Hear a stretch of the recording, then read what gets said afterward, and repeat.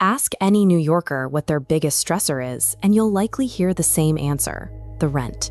For millions, housing costs have become a crushing financial burden that consumes the majority of their income. Mayor Zohran Mamdani has centered his political identity on a specific diagnosis of this problem. He argues that the housing crisis is a direct result of landlord greed and a private market that prioritizes profit over people. His proposed solutions are equally direct. He advocates for a significant expansion of rent controls and a massive increase in the city's stock of government-run public housing. This approach frames the mayor as a necessary shield for the working class, fighting to fix a housing system that he claims has been broken by private interests. But there is another perspective.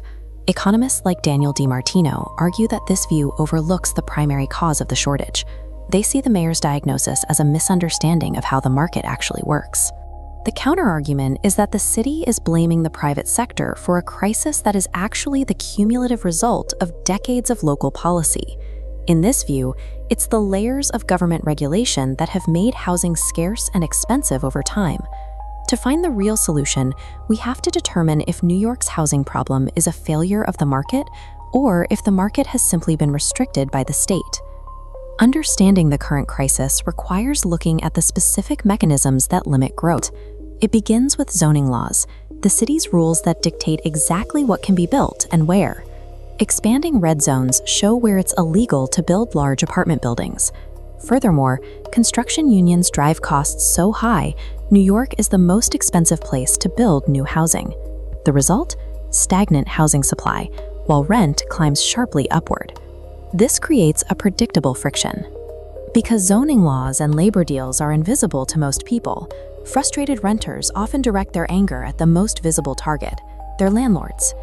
In this light, the private housing market hasn't failed to provide options. It has been legally barred from creating them by the city's own policies.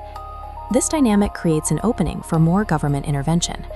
Notice that Mayor Mamdani's plan does not address the root causes, like restrictive zoning or the high cost of construction. Instead, while offering a few minor permitting reforms, his primary focus is on exerting more state control over existing private property. This pie chart breaks down the current rental landscape. It reveals that the majority of New Yorkers aren't actually in a wide-open free market. A massive dominant proportion of units are already subject to rent stabilization or government control. Part of the mayor's new block-by-block plan includes the authority to seize properties that the city deems poorly managed from their private owners. These seized buildings would then be transferred to nonprofits, community groups, or integrated directly into the city's public housing system. There is a clear irony here. To fix a system under strain, the plan expands a government-run model that has historically struggled to provide the quality of life most residents expect. This shift in policy changes the math for the future. When you add new regulatory hurdles and the possibility of property seizure, the risk for private developers often outweighs the reward, meaning new housing projects frequently stall. It also creates a conflict of interest. The city government acts as the primary regulator of private property, while also positioning itself to take over those properties if the regulations aren't met. Without market competition, the incentive to maintain and improve buildings changes. When the state becomes the landlord, the financial pressure to provide a better product to attract tenants often disappears. By making private operation more difficult while expanding state ownership, the city risks a long-term decline in both the overall quality and the total amount of housing available. It is a cyclical process.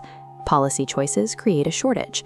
The resulting price hikes are blamed on the private market, and the government then offers itself as the only possible solution. Now, this isn't just a theoretical debate. For the 8 million people who live in New York, these policies are a real-time experiment with their homes and their futures. Ultimately, the housing crisis isn't a sign that the free market has failed. It's a sign of what happens when the market isn't allowed to function in the first place.